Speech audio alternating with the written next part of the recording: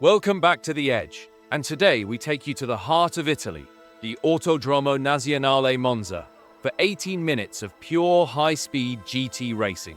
Opened in 1922, this is one of the oldest and most iconic circuits in the world, and with 11 turns stretched across 5.739 kilometers, Monza is famously simple in layout, but savage in execution. Racers today will face classic challenges like the Retifilo chicane, the Lesmos, the brutal variant Ascari, and of course, the legendary curva Parabolica. With long straights and just a handful of braking zones, it's a track that rewards slipstream strategy and laser-sharp throttle control. The GTE grid is fully stacked, and while this is a sprint of just 18 minutes, tire wear, fuel burn, and racecraft will all be tested, with realistic settings across the board, including damage, fuel, and track limits. There's no room for carelessness. It's currently 11 a.m., and the skies above Monza are overcast. No rain in sight, but temperatures are mild, and that means cold tires into turn 1. Always a danger here.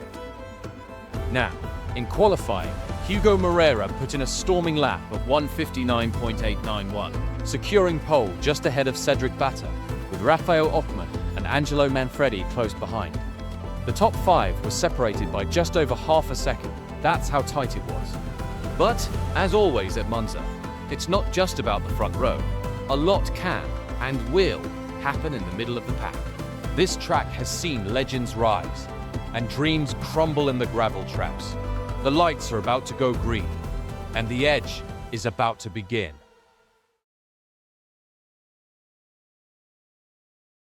We are moments away from the start here at Monza. 18 GT cars rolling toward one of the most infamous braking zones in motorsport.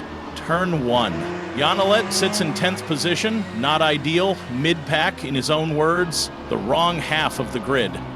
But there's fire behind that wheel today. Oscar Torino directly ahead in the pink Porsche, Hans Huber on the right, and Monza's turn 1 looming like a trap, just waiting to snap shut. Green flag, and already Alet is away with intent. Immediate drive off the line, squeezes between Torino and Huber. Rewind at 250 kilometers per hour, and he makes it stick.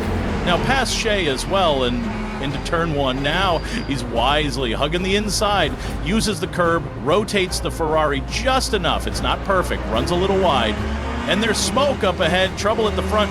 But Yann somehow reads it perfectly, cuts hard to the right, threads the needle, and emerges unscathed. From 10th on the grid to 5th before Variante della Roggia.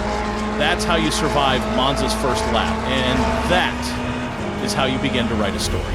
Approaching Variante della Roggia now, turn 3, and Dustin Desimone is the next car in Alet sights. Alet pulls to the left. There's a gap. No, he backs out. That's experience in motion. He's learned that not every door left open is worth walking through. Not at this stage. And for a moment, you can feel it. He's dreaming. Maybe, just maybe, today is the day.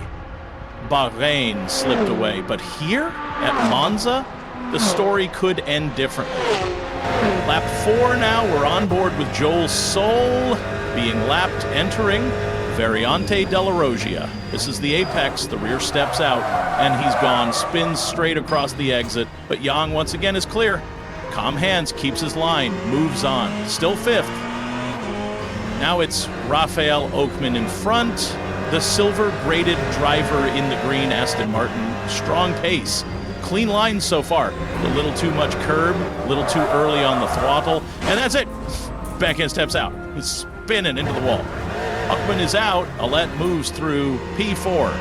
It's methodical, it's precise, it's patient, and just like that, Yann finds himself one position away from a podium with 6 laps still to go. Lap 6, the chase is on. Yann Alet now stalking Dustin Desimone 200 meters up the road just as the two dive toward the legendary Parabolica.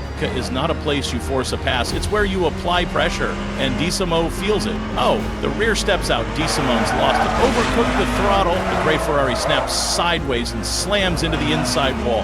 And that's 3rd place for Yann Alet, from 10th to the podium in 6 laps. This could be it, the redemption, the reward. But from here on out, there is no room for error. Now lapping traffic, that's Shea ahead. Receiving the blue flag, Yann dispatches him cleanly before turn 7. But now, murmurs from the paddock, unconfirmed whispers from the F-Course garage. Word is Alet's crew may have underestimated fuel consumption, and suddenly the question hangs in the air. Lap 8, and if one challenge wasn't enough, another arrives in the mirrors.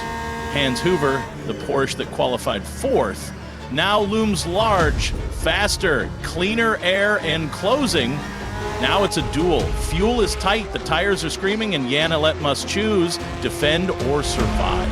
Alet had hoped the lapped car would serve as a buffer, but fate again has other plans. Last lap, Huber is there, 50 meters, no breathing room, the gap is shrinking into Variante. And somewhere in that Ferrari cockpit, Alet is probably remembering Bahrain. The dive bomb, not this time. He holds center, covers the line, and waits. Then swings left. Better angle, better exit. The Porsche is right there, inches behind. Fuel light flashing, grip on the edge. The car is gasping, and so is the man. Side by side at the exit. Full throttle. The Ferrari surges. Engine crying out. And across the line, he does it! Third place, Yann Alet from P10. Survives the chaos, the pressure, and the fuel to take his first career podium.